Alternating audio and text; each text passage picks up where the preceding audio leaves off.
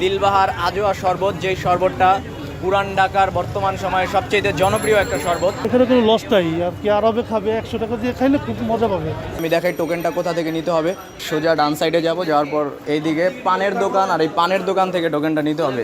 এত আগে আসার পর 105 নাম্বার আমাদের বুকিং হয়ে গেছে, এই যে বুকিং, আজকে রবিবার বুকিং। যারা আসছে হ্যাঁ, ওরা পায়নি, তারা এই কাগজটা নাম্বারটা লিখে দিয়ে যাবে। এইখান থেকে টিকিটটা নিলাম আর এইখানেই পেটা করতে হবে। আপনি আজকে আসলেন, আসার পর শরবত শেষ হয়ে গেল, ওনাদের ডায়েরিতে নাম আর অর্ডারটা দিয়ে নতুন করে সিরিয়াল রাখতে পারবেন। আগামীকাল আসার পরপরই আবার আপনি সিরিয়ালটা পেয়ে যাবেন। এই বিষয়টা আমার খুব ভালো লাগছে, আমি এটা অনেক বেশি অ্যাপ্রিসিয়েট করতেছি। পুরান ঢাকার বর্তমান সময়ে সবচেয়ে জনপ্রিয় শরবত হচ্ছে দিলবাহার আজোয়া শরবত। এটা আমার আম্মা তৈরি করছে, তো এক জায়গায় আছে, আর কোনো জায়গায় নাই। বাংলাদেশের আর কোথাও পাওয়া যায় না না? না, আপনি এটা কোথা থেকে শিখছেন? এটা আমার আম্মার কাছ থেকে। দিলবাহার আজোয়া শরবত, এটা আসলে কোথা থেকে আসলো, আর এই আজোয়া শরবতটা আসলে কি? এটা আমার আম্মাই দিছে নামটা।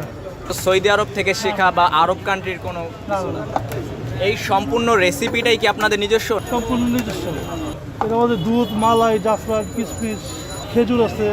বাসা থেকে রেডি করে আনা হয়, এইখানে শুধু সার্ভ করে দেওয়া হয়। জি, এই শরবতটা এত জনপ্রিয় হওয়ার কারণটা কি? এটা আল্লাহ তাআলার ইচ্ছে, আল্লাহ তাআলা একটু করে দিচ্ছে, একটা ব্যবস্থা করে দিচ্ছে। আর এটা খাবারটা খেলে সবাই মজা পায়, এই জন্য খাচ্ছে। আর এখানে কোনো লস নাই, আর কি আরবে খাবে 100 টাকা দিয়ে খাইলে খুব মজা পাবে।